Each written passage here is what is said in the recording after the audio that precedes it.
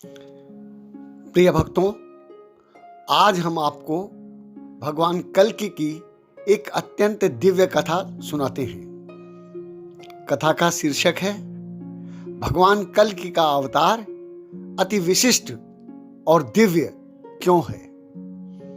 प्रिय भक्तों, सबसे पहले भगवान कल्कि को मां पद्मा और रमा के साथ प्रणाम कर कथा का आरंभ करते हैं।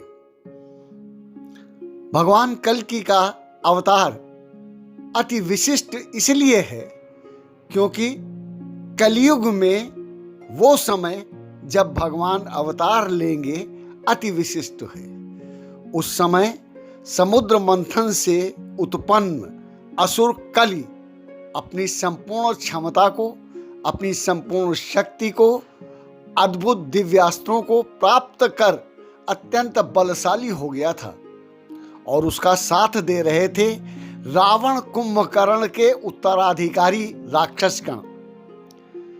प्रिय भक्तों, एक अत्यंत गुप्त रहस्य ये है कि उस समय का मानव असुर संस्कृति में भावित हो चुका था, अर्थात जो मानव थे वो आसुरी शक्तियों से, आसुरी प्रवृत्तियों से ओतप्रोत हो गए थे।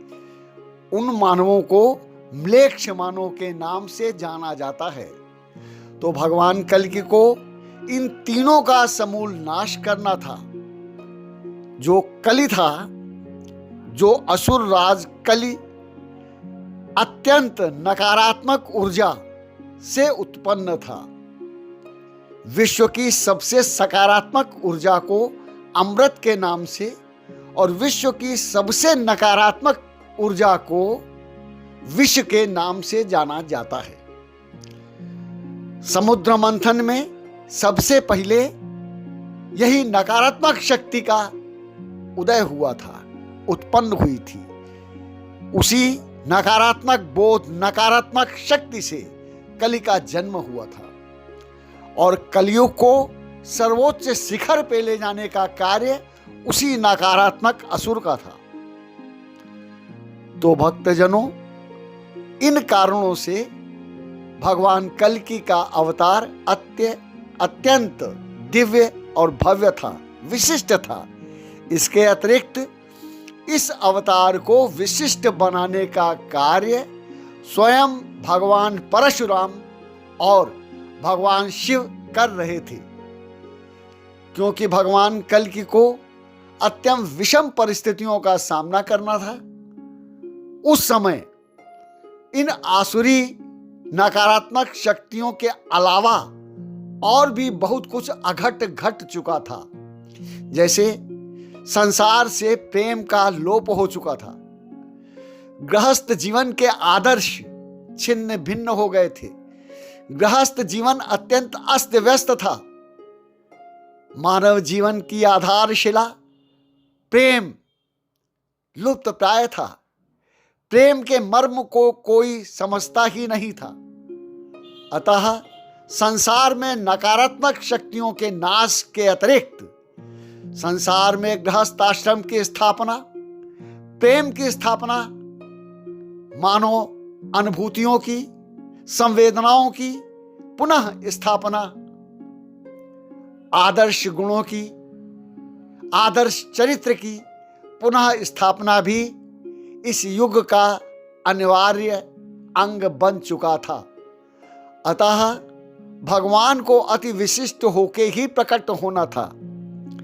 इसीलिए भक्तों, शायद आपको पता हो या न पता हो, भगवान कल्कि स्वयं पूरे नारायण वेश में अवतरित हो गए थे, अर्थात चतुर्भुज शिशु के रूप में।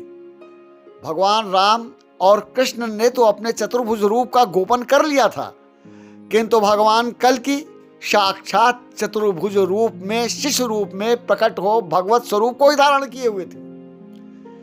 उनकी यह लीला देखकर स्वयं भगवान ब्रह्मा जी को उनके पास पधारना पड़ा और उन्होंने कहा कि प्रभु, आप मानव लीला में हैं, अतः यह भगवत स्वरूप छोड़िए। तब उन्होंने जाके शिशु रूप ग्रहण किया। प्रिय भक्तों, उनकी दिव्यता को बढ़ाने के लिए, भव्यता विशिष्टता को बढ़ाने के लिए भगवान शंकर ने उनको 3 दिव्य रत्न दिए थे। एक विशिष्ट तलवार, एक विशिष्ट अश्व और एक विशिष्ट तोता। उनकी प्रिय तलवार के बारे में हम आपको संक्षेप में बता चुके हैं। अब शीघ्र ही उनके अति विशिष्ट घोड़े के बारे में, जो समुद्र मंथन से उत्पन्न उच्च श्रवा नामक घोड़े से भी श्रेष्ठ था। वैसा अश्व दुनिया में दूसरा था ही नहीं, ना पहले था, ना अब है, ना होगा। उसके बारे में आपको बताएंगे और उनके दिव्य तोते के बारे में भी बताएंगे।